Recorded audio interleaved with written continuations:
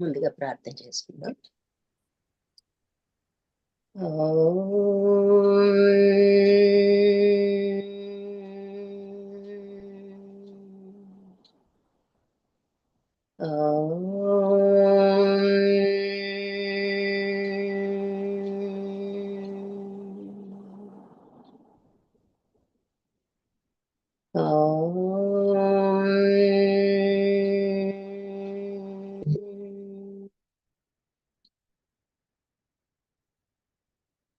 गुरुर्ब्रह्मा गुरुर्विष्णुः गुरुर्देवो महेश्वरः गुरुर्साक्षात् परब्रह्म तस्मै श्री गुरवे नमः। ब्रह्मानन्दं परमसुखदं केवलं ज्ञानमूर्तिं द्वन्द्वातीतं गगनसदृशं तत्त्वमस्यादिलक्ष्यम् एकं नित्यं विमलमचलं सर्वधी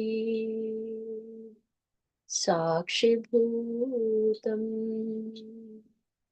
भावातीतं त्रिगुणरहितं सद्गुरुं तं नमामि।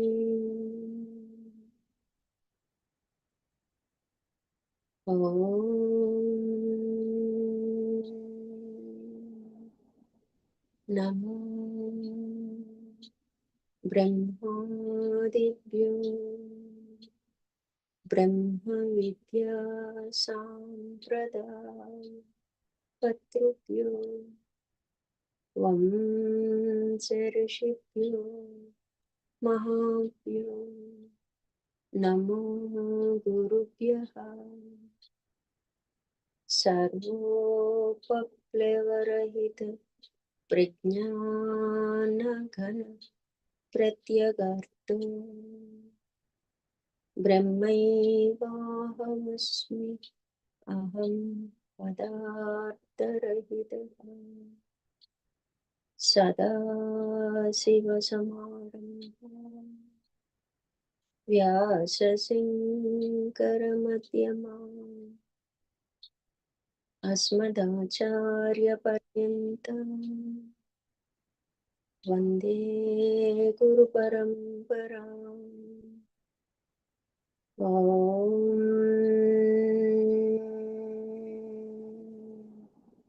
सहना भवतु सहनौ भुनक्तु सह वीर्यं करवावहै तेजस्विनावधीतमस्तु मा विद्विषावहै।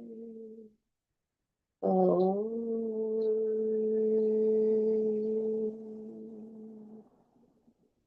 तत्सत्। ॐ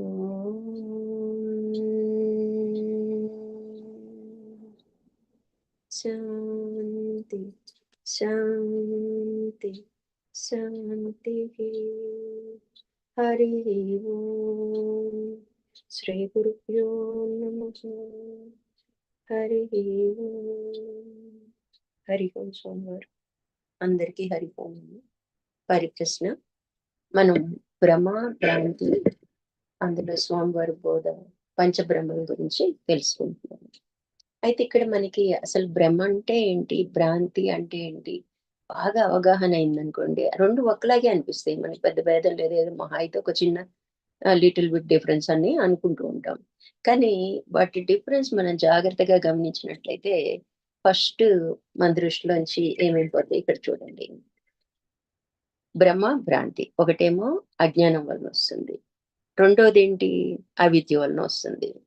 అంటే 2 ఒకటి కాదా? 2 మనం అలాగే ట్రీట్ చేస్తుంటాం. ఇక్కడ పదాలు చూడండి మనకి ఒకలాగే అనిపిస్తూ ఉంటాయన్నమాట. బ్రహ్మ అంటే ఏంటి అంటే లేనిది ఉన్నట్లుగా.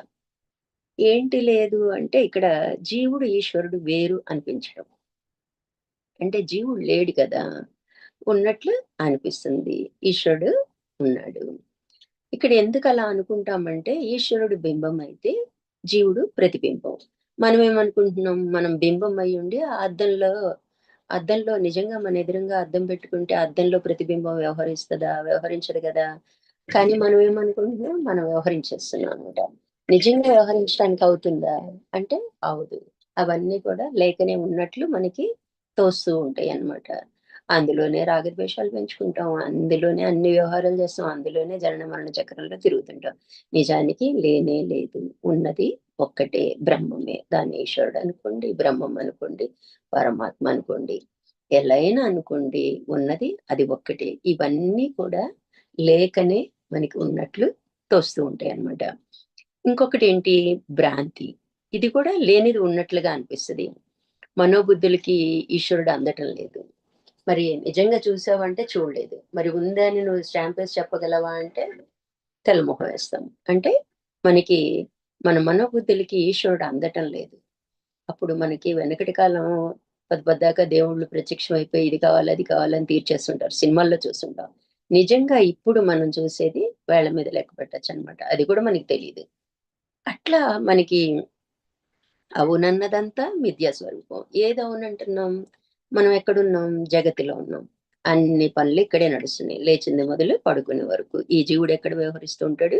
జగత్తులో వ్యవహరిస్తుంటాడు. మరి ఇది ఉందా అంటే మిథ్యా స్వరూపం. కాదన్నదంతా మాయా స్వరూపం. అదేంటి? బ్రహ్మాండం. అంటే మనకి లేదు, ఉందని నమ్ముతాం. అంటే భగవంతుడు లేడు అంటే చంపలేసుకుంటాం. అమ్మో! తప్పు అలా అనకూడదు. నీ భక్తి బాగుంటే ఖచ్చితంగా ఆయన కనిపిస్తాడు. కనిపించకపోయినా నువ్వేది కోరుకుంటావో అది ఆయన నెరవేరుస్తాడు. కదా! కానీ ఇక్కడ మనకి ఈ 2 కూడా భ్రాంతి స్వరూపాలు. జగత్తు భ్రాంతే, బ్రహ్మాండము భ్రాంతే.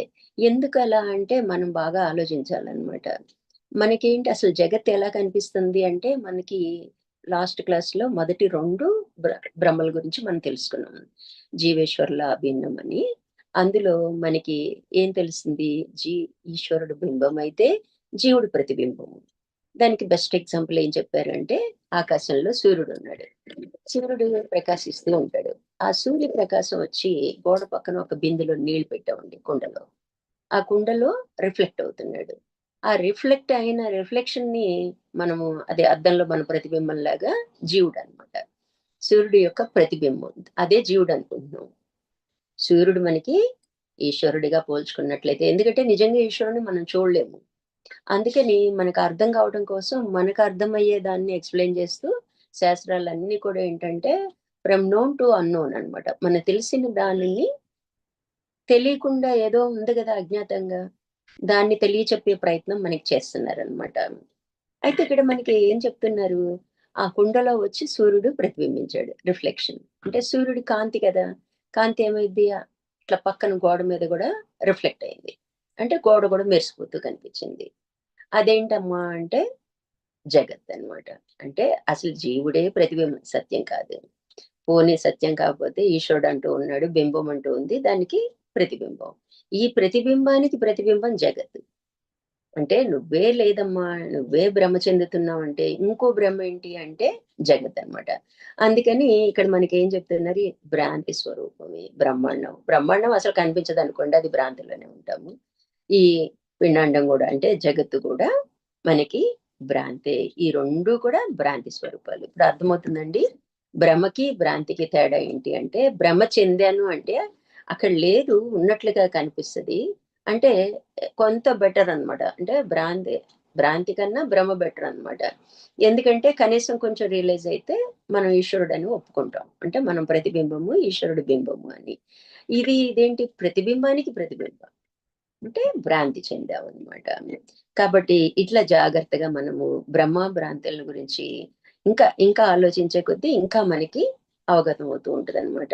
మనం విని వదిలేయకూడదండి. మననం అని ఎందుకు పెట్టారు అంటే, ముందు మనం ఖచ్చితంగా మనం 40 నిమిషాలు, 50 నిమిషాల క్లాస్ చెప్పుకున్నాం అంటే, ఒక్క పాయింట్ మనల్ని ఆకర్షిస్తది.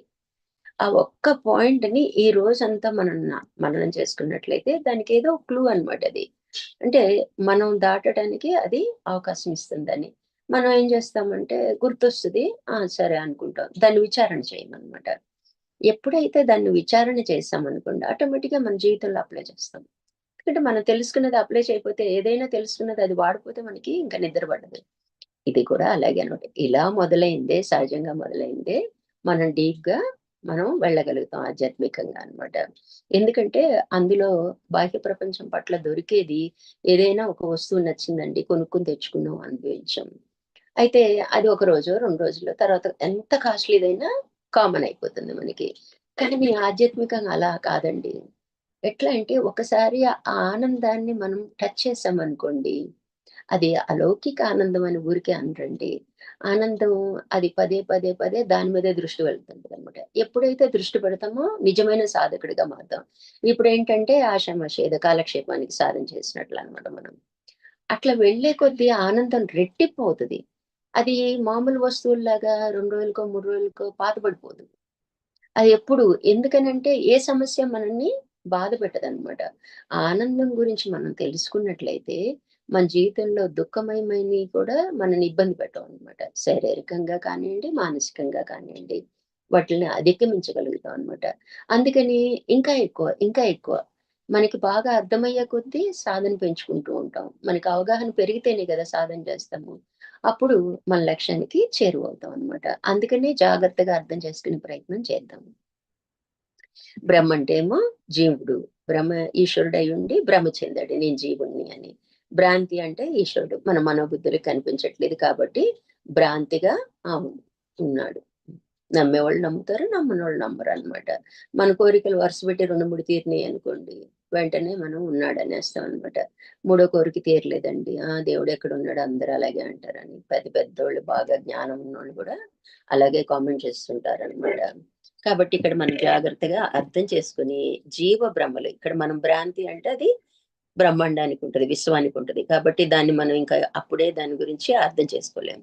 కాబట్టి జీవ భ్రాంతిలో ఏమున్నాయి మనకి పంచబ్రహ్మ నివృత్తిగా చెప్పుకున్నాం. ఈ 5 భ్రాంతుల నుంచి మనం ఎప్పుడైతే బయటపడతామో మన జీవభావం పోతుందనమాట. సమిష్టిలోకి ప్రయాణం చేయగలుగుతాం అనమాట. అందుకని ఒక్కొక్క భ్రాంతిని మనం జాగ్రత్తగా అర్థం చేసుకుందామండి. అర్థం చేసుకొని ఆచరిద్దాం. ఆచరించినప్పుడు మనం ఒక నిర్ణయంగా ఆచరించినప్పుడు మనకి ఫలితం కనిపిస్తదనమాట. అయితే మొదటి బ్రహ్మ ఏం చెప్పారు అంటే, జీవుడు, ఈశ్వరుడు వేరు వేరు అనుకోవటం మొదటి బ్రహ్మ. మనకి దీనికి ఏం చెప్తున్నారంటే రెమెడీ ఏం చెప్తున్నారు? దీన్ని ఎలా నిరసించాలి అంటే, బింబ ప్రతిబింబ దర్శనేన భేద బ్రహ్మో నివృత్తః. బింబ ప్రతిబింబాల గురించి బాగా విచారణ చేశామనుకోండి, అప్పుడు బింబం సత్యమా? ప్రతిబింబం సత్యమా? పెద్ద దానికి మనం ఏమి ఎక్కువ ఆలోచించక్కర్లేదండి. చాలా కామన్ పీపుల్ చిన్న పిల్లవాడిని అడిగినా కూడా అద్దం ముందు నిలబెట్టి, ఇది నిజమా? ఇది నిజమా? అంటే నేనే నిజం అంటాడు. అద్దంలో కనిపించేది ఎవరంటే నేనే అంటాడనమాట. మరి అది అది అది పరిగెట్టట్లేదంటే నిలబడిందంటే నేనే నిజం. నేను పరిగెడితే అది పరిగెడతదనమాట. అట్లా మనకి ఈ మనం ఆకాశము, కుండ మనం చెప్పుకున్నాం గదండీ! అంటే ఈశ్వరుడు బింబమైతే జీవుడేంటి ప్రతిబింబము. జగత్తేంటి ప్రతిబింబానికి ప్రతిబింబం. అసలు ప్రతిబింబమే సత్యం కాదా అనుకున్నట్టుగా ప్రతిబింబానికి ప్రతిబింబము అన్నది మనము పట్టుకోగలిగినట్లయితే జగత్తు. సహజం మనం ఏం చేస్తాం అన్నీ జగత్తుతో పోలుస్తాం. మనం మంచిగా బతుకుదామన్నా ఈ జగత్తు బతకనివ్వదండి. ఏదోటి అంటానే ఉంటది. ఏదో ఒక సమస్య తెప్పిస్తానే ఉంటదని మనం ఏం చేస్తాము ఆ భ్రమలో కొట్టుకుంటూ ఉంటాం అనమాట. ఇది అర్థమైందనుకోండి, ఆ అనేవాళ్ళు, ఆ విమర్శించేవాళ్ళు మనకెప్పుడైనా ముద్ద పెడుతున్నారా? పెట్టట్లేదు గదా! వాళ్ళ వల్ల మన జీవితం గడుస్తదా? మన జీవితం మనది. మనం తెచ్చుకున్న కర్తవ్యాలు మనమే నిర్వర్తించాలి. అన్నది మనకెప్పుడైతే బోధపడుతో అప్పుడు సత్యం వైపు మనము స్వేచ్ఛగా ప్రయాణం చేస్తామంట. ఇప్పుడు ఎవరో ఒకళ్ళు కామెంట్ చేస్తుంటారు. ఆ! పని పాట లేనోళ్ళు ఈ టైంకి కూర్చొని పని వదిలేసి జూమ్‌లో కూర్చొని కబుర్లు చెప్పుకుంటా ఉంటారు. ఏంటంటే వాళ్ళకి లేదు వాళ్ళకేమి అర్థం కాదు. దీని విలువ మనకే తెలుసు కాబట్టి తాపత్రయపడి పొద్దున్నుంచి పని పూర్తి చేసుకొని, ఈ టైంకి ఇక్కడ మనం కూర్చోగలుగుతున్నాం కదా! అట్లా మనం జాగ్రత్తగా బింబ ప్రతిబింబ న్యాయం ఎప్పుడైతే పట్టుకుంటామో ఆటోమేటిక్ గా ముందు జగత్తుని వదిలిపెట్టేస్తాం. ఎందుకంటే అది ప్రతిబింబానికి ప్రతిబింబం.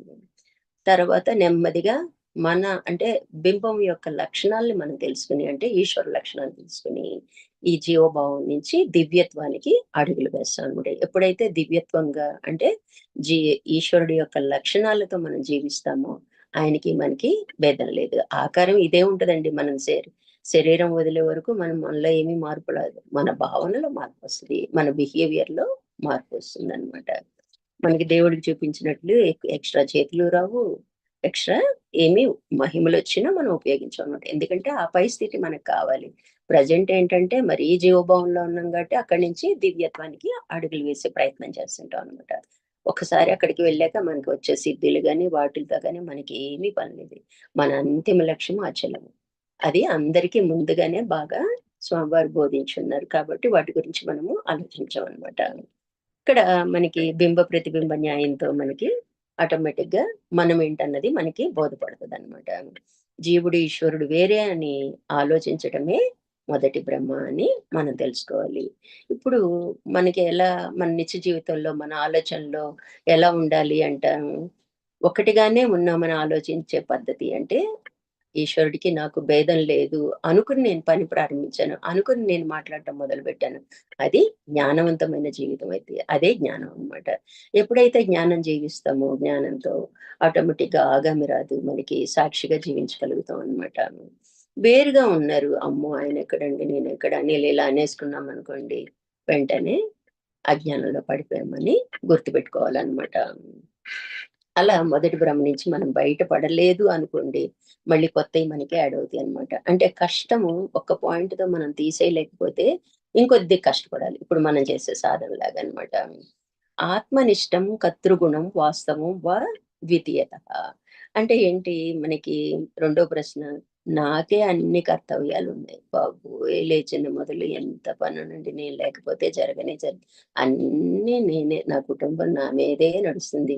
ఇంకా అయితే ఇంకా ఆఫీస్ నా మీదే నడుస్తుందని, సంఘం నా మీదే నడుస్తుందని, ప్రపంచమే నా మీద నడుస్తుందని ఫీల్ అయిపోతుంటాం అన్నమాట.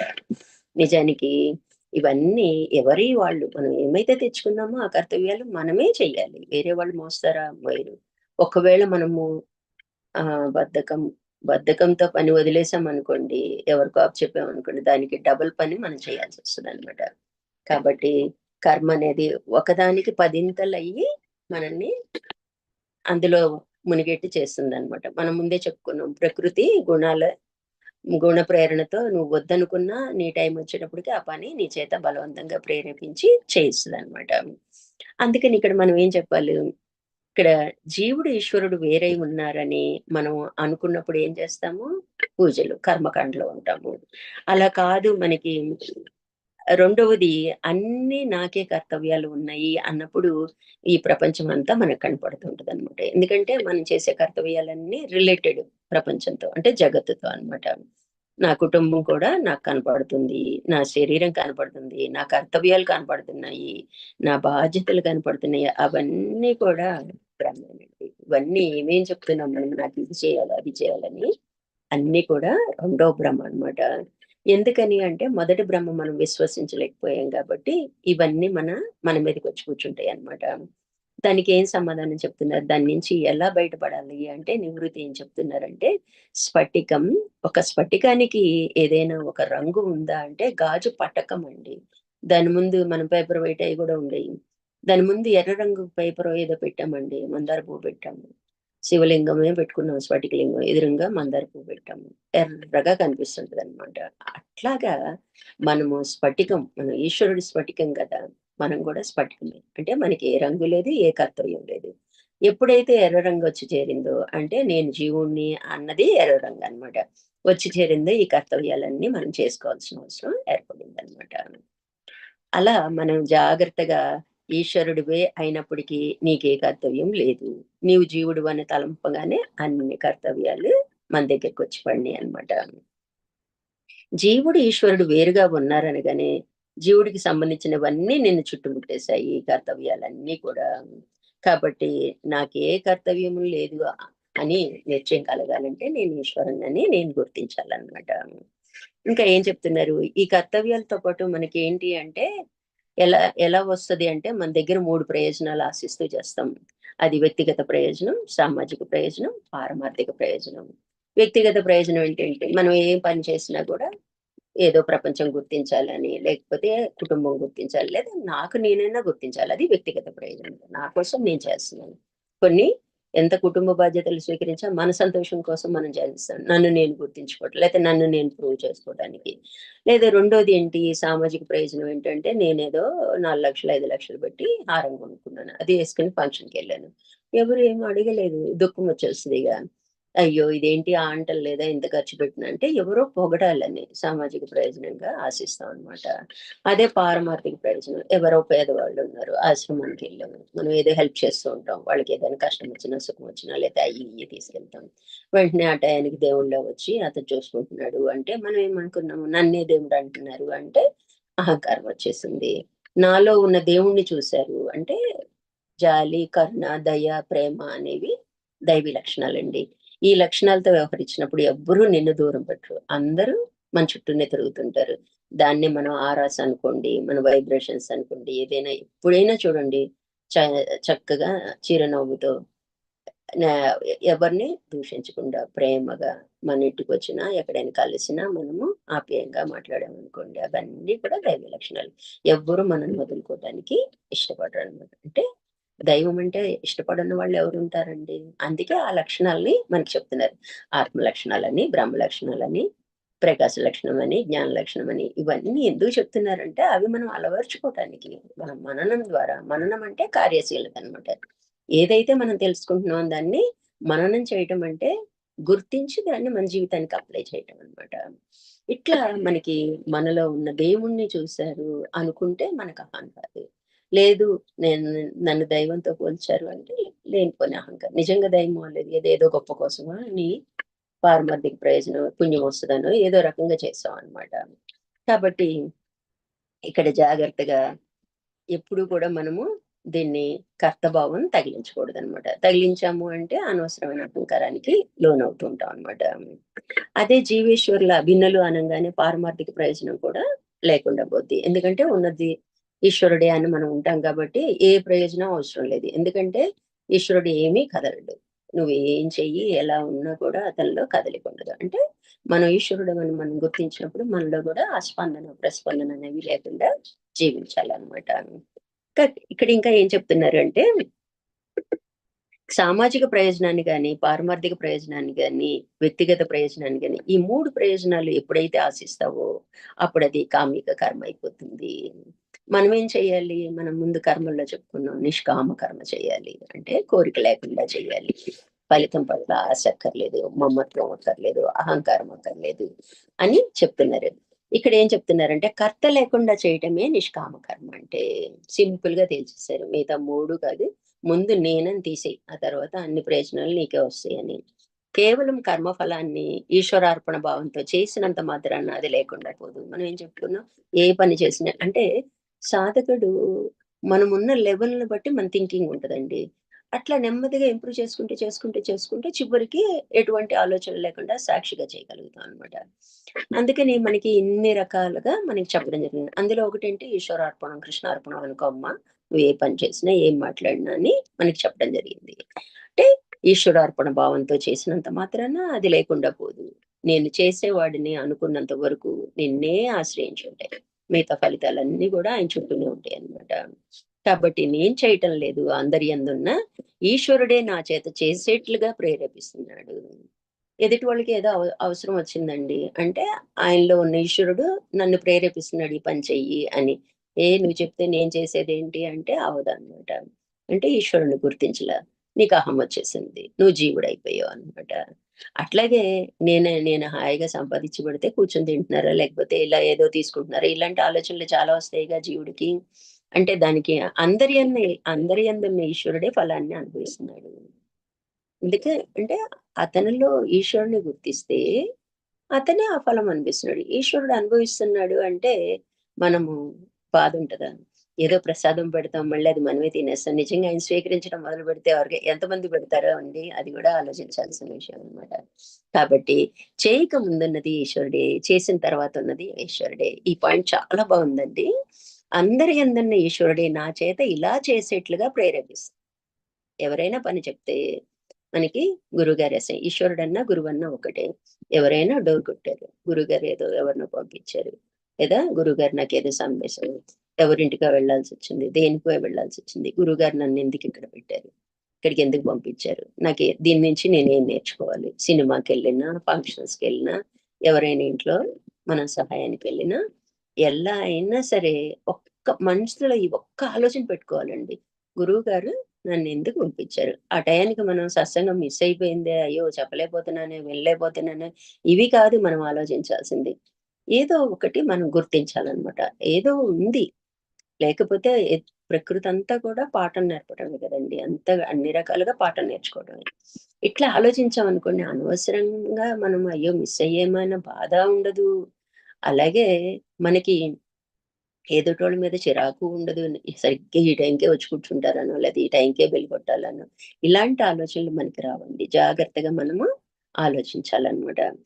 అందరి యందున్న ఈశ్వరుడే నా చేత ఇలా చేసేట్లుగా ప్రేరేపిస్తున్నాడు. అందరి యందున్న ఈశ్వరుడే ఫలాన్ని అనుభవిస్తున్నాడు.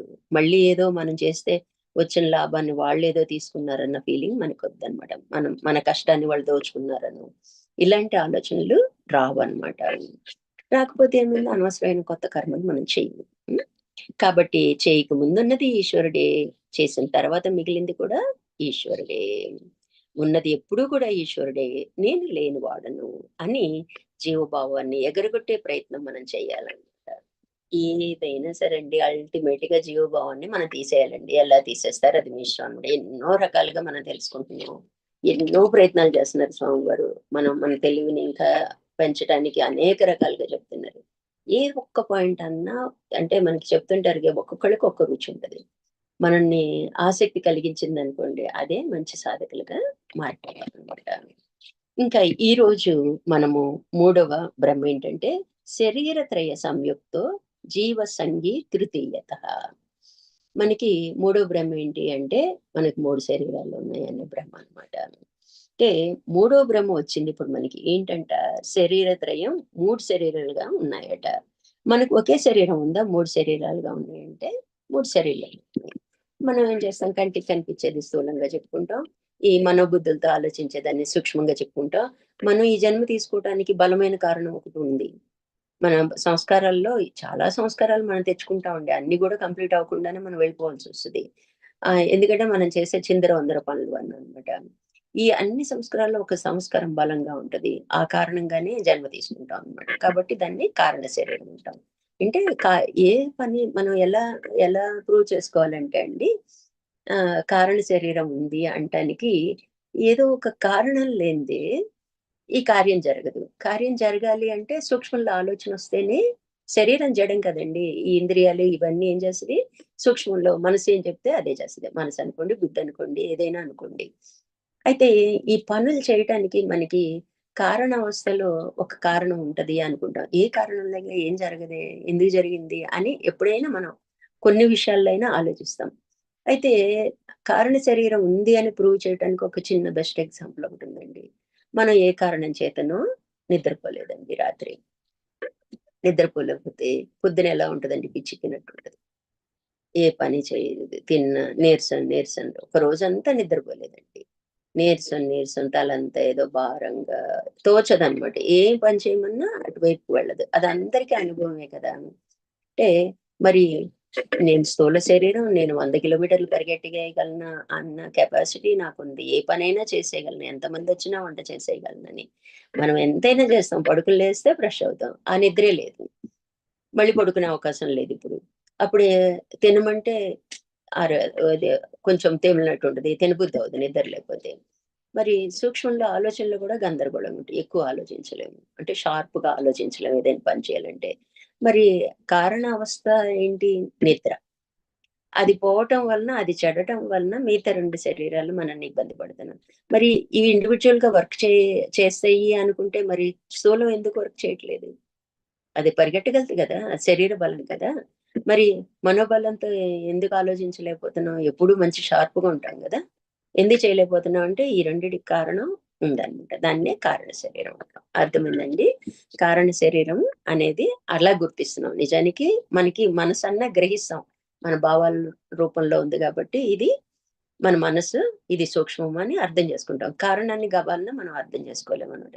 అంటే ఇప్పుడు కారణ శరీరం ఉంది అని మనకి రూఢి అవుతుంది కదా, అప్పుడు మనం పెరిగే కొద్దీ మనం ఎందుకు పుట్టాం ఏంటి అన్నది మనకు అవగతం అవుతుందన్నమాట. నిజానికి ఎందుకు పుడతామండి? మానవ జన్మ ఎందుకు తీసుకుంటాం అంటే లక్ష్యం ఉంది, మన స్వస్వరూపాన్ని తెలుసుకోవడానికి, లేదా ఇంకా పై స్థితికి ఉన్నది బ్రహ్మమే అని నిశ్చయించడానికి. ఇంకా మళ్ళీ కొన్ని యుగాల తర్వాత కూడా మనం జన్మించాల్సిన అవసరం లేదు, పరబ్రహ్మ నిర్ణయంతో ఆగాల్సిన అవసరం లేదు అనుకున్నప్పుడు మనకి అచ్చులన్నీ ఇంట్రడ్యూస్ చేశారు. అంటే ఉన్నది వేయించిన విత్తనంలాగా మనం ఉండిపోతే మళ్ళీ మళ్ళీ తిరిగి జన్మించాల్సిన అవసరం రాదనమాట. ఇంత పెద్ద లక్ష్యం కోసం పుట్టి మనం ఏం చేస్తాం? నేను డాక్టర్ అవ్వాలి, నేను యాక్టర్ అవ్వాలి, ఇవన్నీ ఏంటి? వృత్తి కోసం, లేదా మన ఆసక్తి. కొంతమందికి డబ్బులు ఉండొచ్చు, జరుగుబాటు అయితే అయినా ఎందుకు చదువుతారు, ఎందుకు ఉంటారు? ఇప్పుడు సినిమా యాక్టర్లు, రాజకీయ నాయకులు, వాళ్ళకన్నా డబ్బు లేదా అండి? కోట్లు కోట్లు ఉంటది. మళ్ళీ డబ్బు కోసం అయితే చేయట్లేదు కదా, పేరు పోగొట్టుకోవడానికి ఇష్టపడరు అనమాట. అట్లా మనకి జాగ్రత్తగా ఆలోచిస్తే మన బాహ్యంలో, మన జగత్తులో, మన జీవితంలో మనకి క్యాచ్ చేస్తూనే ఉంటాం అనమాట. అట్లా క్యాచ్ చేయాలండి మనం. అలా అంటే దాని మీద దృష్టి పెట్టట్లేదు అంతే. ఏమీ తెలియక కాదు, మనం అన్ని బాగానే అర్థం చేసుకుంటాం, అర్థం చేసుకోగలిగితే మనకి ఇంత దూరం వచ్చాము. అయితే ఇంకొద్దిగా జాగ్రత్తగా ఆలోచిస్తే మన సాధన అనేది సులువుగా నడిచిపోతుంది అనమాట. ఇక్కడ ఏం చెప్తున్నారు? 3 శరీరాలు ఉన్నాయి. సో మనకి ఇప్పుడు స్థూలం అంటే ఏంటో తెలిసింది, సూక్ష్మం అంటే తెలిసింది, కారణం అంటే తెలిసింది. ఈ సూక్ష్మ శరీరం ఏర్పడటానికి కారణం ఉంది. అయితే ఈ శరీర ప్రాణ మనస్సులు దానవతల ఉన్న జ్ఞాత, మనం పిండాండ పంచకర్రలో చెప్పుకున్నట్టు మనకు అర్థం అవ్వాలి అంటే శరీరము, మన ఇంద్రియాలతో కూడిన శరీరము, ప్రాణం అంటే అంతఃకరణము, ప్రాణం అంటే ఈ జీవనం నడపడానికి తోడ్పడేది, మనస్సు అంటే మన అంతఃకరణం. మనసుని 4 భాగాలుగా విభజించుకున్నాం.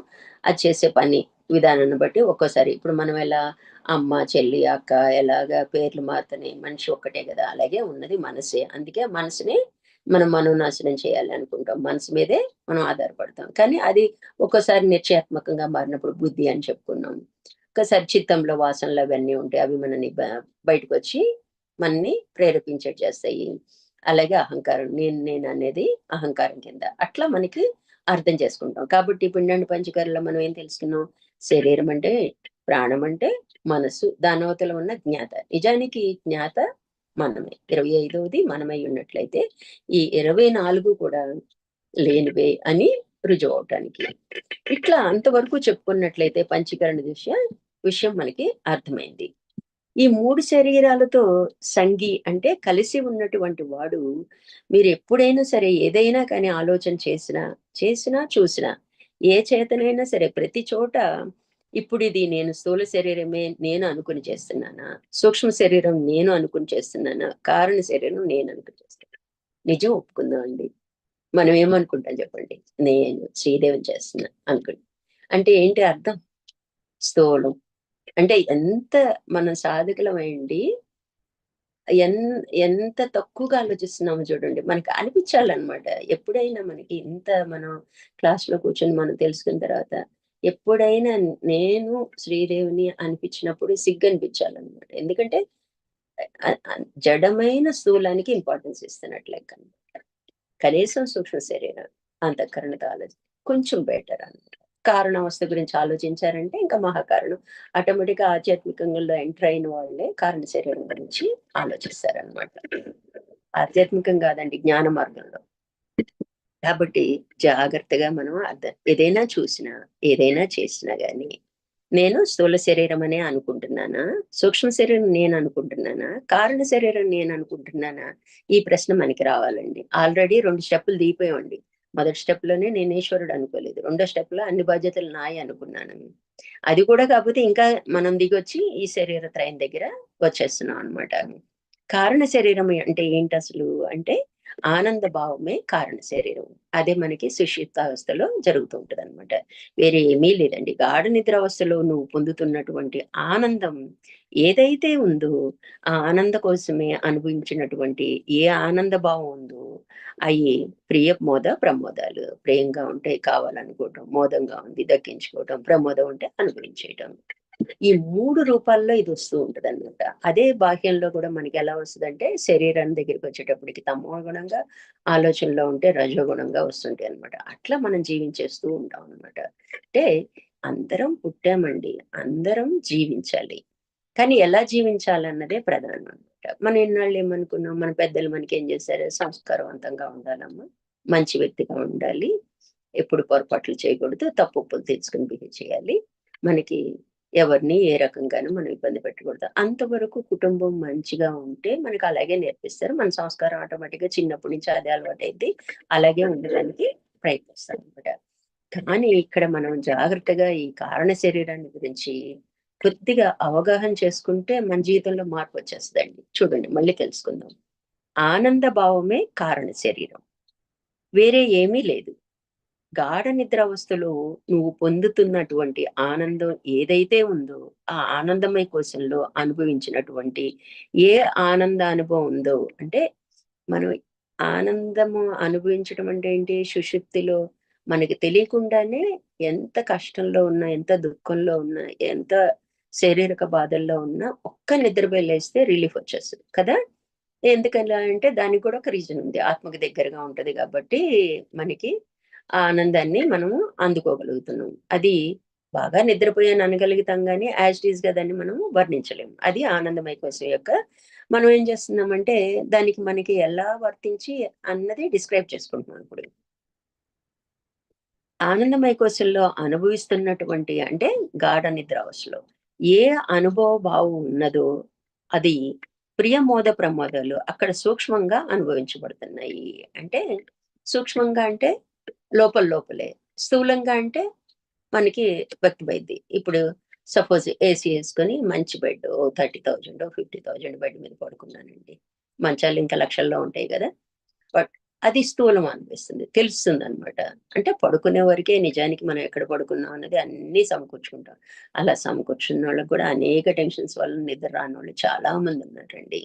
అందుకే నిద్రా దేవత అంటారు. ఆవిడ కరుణిస్తేనే మనకి నిద్రొస్తదనమాట. లేతే ఒక్క గంట గూడా ఏదో 24 గంటలు నిద్ర లేనట్టు కొట్టుకొని, కొట్టుకొని నిద్రపోతాం. అందుకని అందరిని మృత్యుదేవత అంటారు.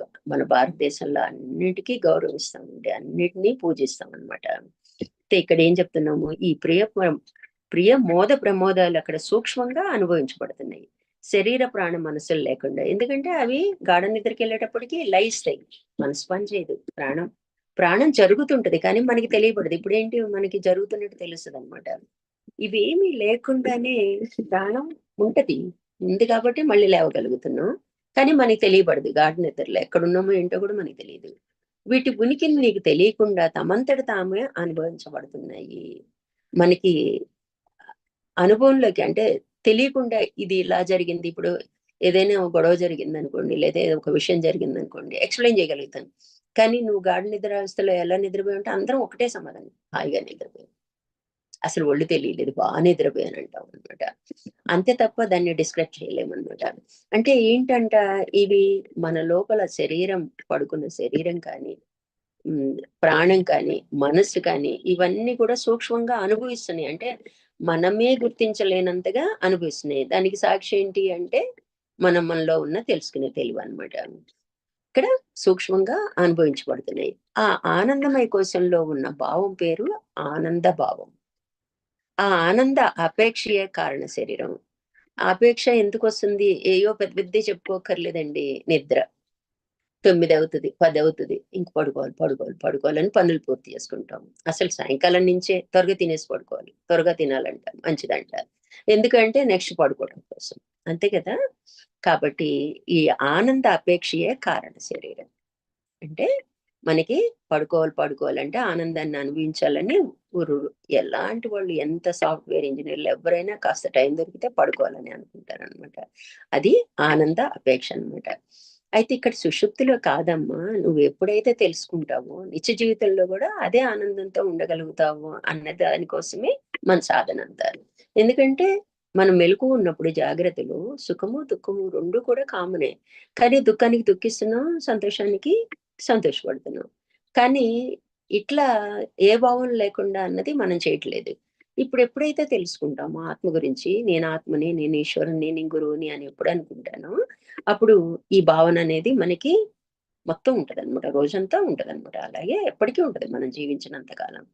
ఈ ఆనంద అపేక్ష అనే కారణ శరీరం వల్లనే మనసులో రజోగుణం నిద్రలేచి అది కలగా మార్పు చెంది అది మళ్ళా ఇంకా తమో గుణంగా రూపొంది శరీరం దాకా దిగి వచ్చి ఈ 3 గుణాలతోటి శరీరంతో వ్యవహరిస్తుంది.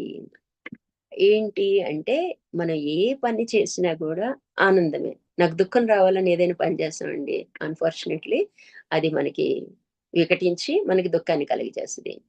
ఏంటి అంటే మన గాఢ నిద్రావస్థలో ఉన్న ఆనందమయ కోశంలో ఆనంద భావము నెమ్మదిగా ఈ ప్రకృతి అంటేనే త్రిగుణాలు కదా! గుణ రూపంలో ప్రేరేపించి అంటే ప్రేరేపించడం అంటే రజోగుణం. ఎప్పుడైతే చిన్న కదలిక అంటే దాన్ని విక్షేపం అంటాం అన్నమాట మన భాషలో. ఆ విక్షేపం అంటే రజోగుణం ప్రేరేపించి ఏం చేస్తది ఫస్ట్ కలర్ రూపంలో వస్తది. ఆ కళ ఏమైద్ది ఇంకా తమో గుణంగా మారి అందులో అనుభవించింది సరిపోదనమాట. అందులో శరీరంతో పని లేదు. మనసే కథంతా అల్లుకుపోద్ది. కష్టమైన, సుఖమైన అందులోనే నడిచిపోతుంది. అది ఇంకా తమో గుణంగా ఆ ఆనందం తమో గుణంలోకి అంటే మోదం, ప్రమోదం అనేది అందుకొస్తాయి అనమాట. తమో గుణం రూపంలో మారి శరీరంతో ఆనందాన్ని అనుభవించడానికి ఎన్ని రకాల వస్తువులు ఇల్లంతా నింపేసుకుంటాం చూడండి. ఎవరికి వాళ్ళం ఏది కనిపిస్తే అది కొనేస్తాం. ఏదో దాంట్లో సుఖం ఉందని. ఏంటి అంటే ఆ ఆనంద అపేక్ష కారణంగానే ఏ వస్తువు కొనండి, ఏ వస్త్రం కొనండి, నగలు కొనండి. చూడండి ఈ భావన మనం గట్టిగా అర్థం చేసుకుంటే ఇది కొనేసుకోవాలి, అది కొనేసుకోవాలి అన్నది మనకి తగ్గిపోతుందనమాట. ఇట్లా మనము గుణాలతోటి శరీరంతో వ్యవహరించేస్తుంది. ఇది 3 శరీరాలంటే, 3 అవస్థలంటే అంతే కదా! జాగ్రత్త, స్వప్న, సుషుప్తావస్థ. 3 గుణాలంటే సత్వగుణం, రజోగుణం, తమోగుణం. అంటే నిజానికి ఆనందమే కోసం అంటే ఆత్మే, సత్వమే అనుభవిస్తుంది. ఎవరిని ఇబ్బంది పెట్టల. నువ్వు గాఢ నిద్రపోతే ఎవరికీ ఇబ్బంది లేదు. పడినది మహా అయితే ఎవరో నిద్రపోలేదు ఏదో కుళ్ళిపోయారనుకోండి. వీడెప్పుడు నిద్రే అని ఏదో కామెంట్ విసురుతారు తప్ప ఎవరికీ ఇబ్బంది కాదు. అంటే సాత్వికం. ఎప్పుడైతే కలల రూపం డిస్టర్బ్ అయ్యిద్ది ఇంక పక్కనోళ్ళని అటేసి, ఇటేసి కాలేసి పిల్లలు చూడండి పిల్లలేంటి, పెద్దవాళ్ళేంటేంటి కదిలిపోతుంటారు. పక్కనోళ్ళకి డిస్టర్బ్ అవుతారు. రజోగుణం. అక్కడి నుంచి మెలకువలో మన జాగ్రత్త అవస్థలో వ్యవహరించేదంతా తమో గుణం అని అర్థం చేసుకోవాలన్నమాట. మళ్ళొకసారి చెప్తాను చూడండి. వీటి ఉనికి నీకు తెలియకుండా తమంతట తామే అనుభవించబడుతున్నాయి. ఏవి? శరీరము, ప్రాణము, మనస్సు. ఆ ఆనందమయ కోశంలో ఉన్న భావం పేరు ఆనంద భావం. అది అందరికీ తెలిసిందే. ఒకటే 84,00,000 జీవరాశులకి నిద్రావస్థ అందరికీ ఒకటేనండి. అందరికీ అదే ఆనందం అన్నమాట. ఆ ఆనంద అపేక్షయే కారణ శరీరం. ఈ ఆనంద అపేక్ష అనే కారణ శరీరం వల్లనే మనసులో రజోగుణం నిద్రలేచింది. నెమ్మదిగా ఎలాగ మెలుకువ వస్తదో మనకి చెప్తున్నాడు.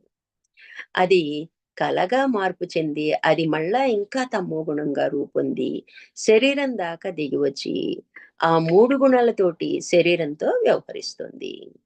ఇది 3 శరీరాలంటే, 3 అవస్థలంటే, 3 గుణాలంటే. ఇంత సింపుల్‌గా ఇంత చిన్న పేరాల్లో మనల్ని అర్థం చేసుకునే ప్రయత్నం చేయాలండి. ఇది నిర్వాణ ప్రసాదంలో పంచబ్రహ్మ నివృత్తి అండి. ఇంకా జాగ్రత్తగా చదువుకొని ఇంకా అర్థం చేసుకోవచ్చు. లేకపోతే మళ్ళీ విని, మళ్ళీ క్లారిటీ తెచ్చుకోవచ్చనమాట. కాబట్టి ఈ 3 ఉన్నదానిని బాగా అధ్యయనం చేసి, వాటిలో ఏం పోగొట్టుకోవాలంట?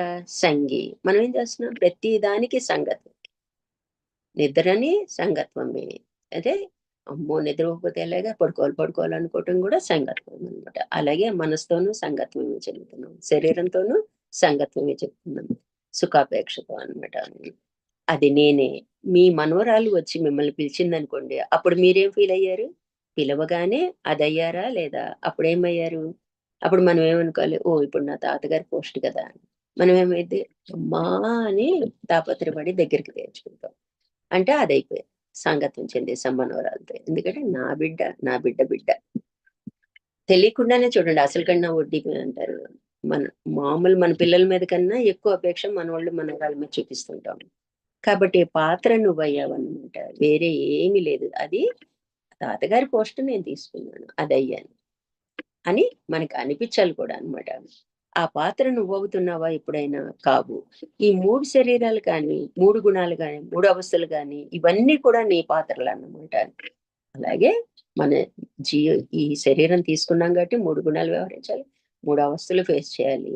అలాగే మన పంచకోశాల గురించి తెలుసుకున్నాం. అందులో ఆనందమయ కోశం అనేది అనుభవానికి వస్తూనే ఉంటదనమాట. విలక్షణంగా ఉన్నటువంటి వాడివి అని తెలుసుకోవాలి. అవన్నీ జీవుడికండి.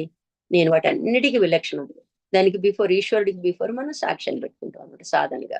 అది ఎప్పుడైతే సహజమైపోద్దో ఈశ్వరుడికి నాకు భేదం లేదన్నది నాకే తెలియబడతదనమాట. కాబట్టి మూడో బ్రహ్మ ఏమిటండి? 3 శరీరాలు ఉన్నాయని, 3 గుణాలున్నాయని, 3 అవస్థలున్నాయని, ఆ 3 ఉన్నదంతా నేనే. ఆ జీవుడికి అసంగం. ఇందాక చెప్పిన జీవుడు ఎవరు? స్ఫటికం పక్కన. ఎప్పుడు సంగి అవుతున్నాడు? స్ఫటికం పక్కన ఎర్ర రంగు పెట్టేటప్పటికి సంగత్వం వచ్చేసింది. రంగు లేనిది రంగుగా కనిపిస్తుంది. ఎర్ర రంగుగా కనిపిస్తుంది. అంటే నిజానికి నాకు శరీరాలు లేకపోయినా కూడా నేను శరీరాలు ఉన్నట్టుగా భ్రమ చెందుతున్నాను. స్ఫటికం పక్కన ఎర్ర రంగు కాగితం పెడితే ఎలా అయితే జీవభావం కలిగిందో, ఈ జీవభావంతో నువ్వు ఇప్పుడు ఏమొచ్చిందంటే ఈ మూడుగా ఉన్న వాటిల్లో సంగత్వ దోషం వచ్చి చేరిపోయింది. మరి దీనికి రెమెడీ ఏంటి అంటే, నివృత్తి ఏంటి అంటే, మన కర్తవ్యానికి ఏం చెప్పుకున్నాం? ఎర్ర రంగు అని చెప్పుకున్నాం స్ఫటికానికి. దీనికి ఘటమటాకాశ దర్శనేన సంగీతి బ్రహ్మో నివృత. అంటే ఏంటంట? ఘటమటాకాశాలు. ఘటం అంటే ఏంటి? కుండ. అంతేనా? మఠం అంటే ఇల్లు. ఏదో ఒక ఆశ్రమం. అంతే కదా! దానవతల ఉన్నది ఏంటి అంటే, ఇంటి పైన ఏముంది అంటే ఆకాశం. ఘటం గాని, మఠం గాని, ఆకాశం గాని. వీటిలో ఈ మూడిట్లో ఉన్నదేంటి నిజమైంది మన కంటికి కనిపించేది? ఆకాశము. ఈ రెండిటిని తీసేసినా ఆకాశం అలాగే ఉంటది. మనం ఏం చేసుకున్నాం? ఇంటిలో ఆకాశం, లేతే కుండలో ఆకాశం, లేదా ఇంకే ఏది చెప్పుకుంటే మనం ఎన్ని అన్వయించుకుంటే అన్నిగా డివిజన్ చేస్తున్నాం జీవభావంతో. కానీ ఉన్నది ఒక్కటే ఆకాశం. అంటే కుండను పగలేయాలి. ఇల్లును ఆశ్రమాన్నో, ఇల్లునో కూల్చేసాం అనుకోండి. కూల్చేయడం అంటే నిజంగా కూల్చేస్తామా? రోజుకో కుండ పగలగొట్టి అంతా ఉన్నది ఒకటే ఆకాశం అని రుజువు చేసుకుంటామా అంటే నిరసిస్తాం అనమాట. ఇది కాదు, ఇది కాదని నిరసించడమే పగలేయటం అనమాట. అంతే తప్ప నిజానికి అన్నిటిని పగలేసుకుని వెళ్ళమనమాట. ఆకాశం ఉంది. కుండలోని ఆకాశం ఉందా? ఇంటి లోపల ఆకాశం ఉందా? ఈ రెండిటికి బయట ఆకాశం ఉందా లేదా? ఉంది కదా! ఇప్పుడు ఆకాశ లక్షణం దృష్ట్యా చూస్తే ఆకాశంలో ఘటం, మఠం ఉన్నాయా అంటే, ఘటం, మఠంలో ఆకాశం ఉందా అంటే, ఆకాశంలోనే ఘటము ఉంది, ఆకాశంలోనే కుండ ఉంది. ఆకాశం నిజానికి ఇంత దూరం ఉంది, దీని తర్వాత లేదు అని చెప్పడానికి లేదండి. ఎంత దూరం వెళ్ళినా ఉంటది. మన చుట్టూ ఆకాశం, మన బాడీలో కూడా ఆకాశం. అన్ని నరాలు, భూమికలు అన్నీ అంటుకుపోయి ఉన్నాయి అనుకోండి. ఎలా ఉంటాం? ఆ గ్యాప్‌లోనే ఆకాశంగా చెప్పుకుంటాం అనమాట. గ్యాప్‌ని ఆకాశం అంటాం అనమాట. కాబట్టి ఆకాశంలోనే కుండుంది, ఆకాశంలోనే ఇల్లుంది, ఆకాశంలోనే మఠం ఉంది. వీటిలో ప్రత్యేకంగా ఏ ఆకాశము లేదు. అది ఒకటే ఆకాశం అనమాట. ఆకాశం నుంచే మనకి వాయువు పుట్టింది, అక్కడి నుంచి అగ్ని పుట్టింది, అక్కడి నుంచి మనకి జలము, పృథ్వీ అట్లా చెప్పుకొస్తాం గదా! కాబట్టి ఇప్పుడు జాగ్రత్తగా మనకు ఆకాశం గురించి అర్థం చేసుకునే ప్రయత్నం చేయాలన్నమాట. ఘట్టం అంటే మెలకువ శరీరమే నేను. మఠం అంటే ప్రాణ మనస్సులు, సూక్ష్మ శరీరమే నేను. మూడవది ఆకాశం. ఈ ఆకాశం ఏంటి? ఆనంద భావాన్ని ఇస్తుంది. కంపేర్ చేసి చెప్తున్నారనమాట. ఘటం అంటే మెలకువ. అంటే జాగ్రత్త అవస్థలో శరీరమే నేను అని భావించడం అనమాట. సూక్ష్మ శరీరం ఏంటి అంటే మనం ప్రాణము, సూక్ష్మ శరీరము ఇంటితో. మఠం అంటే ఇల్లు అనమాట. మూడవది ఆకాశం. ఏంటి? ఆనంద భావాన్ని ఇచ్చేది ఆకాశం అన్నమాట. ఆకాశ పంచకంలో అంతర్గతంగా లోపల చిత్తవృత్తుల్లో వాసనామయ దేహంతో ఆనంద భావం ఉంది. ఎలా ఉంది అంటే మనకి మన చిత్తవృత్తుల్లో వాసనల రూపంలో ఈ ఆనంద భావం అనేది ఉంది. అది మనం అనుభవించే ప్రయత్నం చేస్తుంటాం. ఎలా అన్నది మనం ఇందాకే తెలుసుకున్నాం. శారీరకంగా ఎలాగా, సూక్ష్మంగా ఎలా అనుభవిస్తున్నాం అన్నది. ఆనంద అపేక్షలున్నాయి కాన గాఢ నిద్రావస్థలో ఆనందమయ కోశంలో ఆనందాన్ని అనుభవిస్తున్నాడు. అవి ఉండబట్టే మనం నిద్రపోతున్నాము. ఆ వాసన రూపంలో అందరికీ నిద్రావస్థ అనేది ఒక్కటే అనుభవిస్తున్నాం. ఆనందమయ కోసమే ఈ సూక్ష్మ శరీరంలో, ఈ స్థూల శరీరంలో కూడా పనిచేస్తుంది. అందుకే మనకి మంచి ఆలోచన, మనకు ఆనందాన్ని ఇచ్చే ఆలోచన అది చూసేవాళ్ళకి మంచి కావచ్చు, చెడు కావచ్చండి. కానీ వాడికి ఆనందాన్ని ఇచ్చేదే చూస్తున్నాడు. అది చెడ్డ పనైనా, మంచి పనైనా వాడి అపేక్ష అటువైపు ఉందనమాట. కాబట్టి మన సూక్ష్మంలోను, మన స్థూలంలో కూడా ఈ ఆనంద అపేక్షే పనిచేస్తుంది.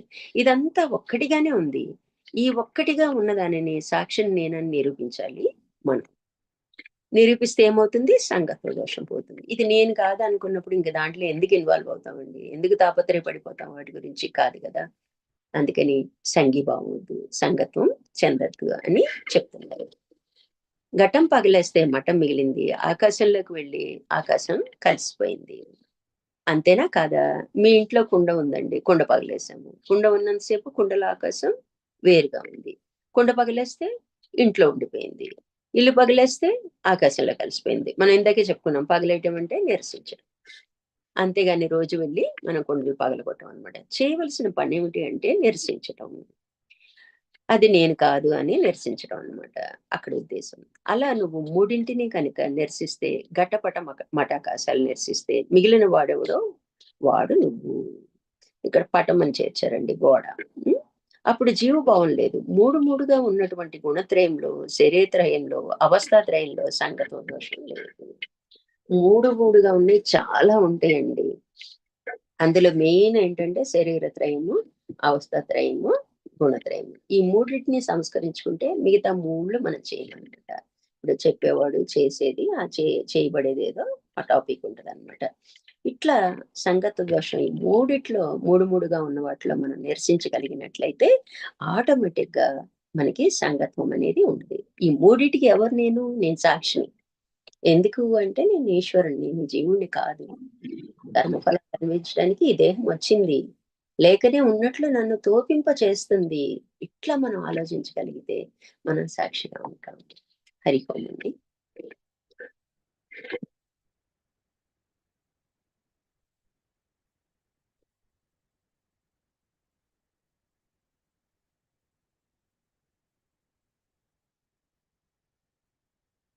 Meeting stop. శ్యామల గారు.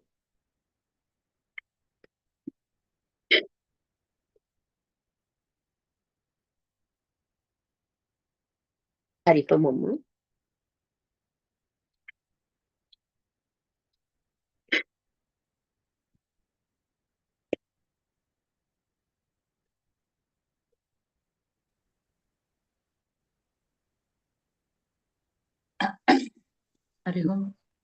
క్లోజ్ అవ్వట్లేదమ్మా యూట్యూబ్.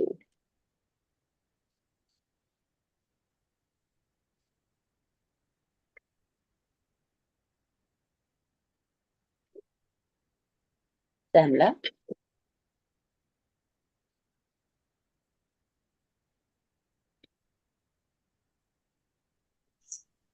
శ్యామల గారు లేనట్టున్నారమ్మా. ఏమైందమ్మా? నేను క్లోజ్ చేస్తామ్మా. మీరు చేయండి. నాకు చెప్పారు రోజు అవుతుంది కానీ ఈ రోజు యూట్యూబ్ లోకి వెళ్ళిపోతుంది. మీరు క్లోజ్ చేయండి అమ్మా. చూస్తున్నా.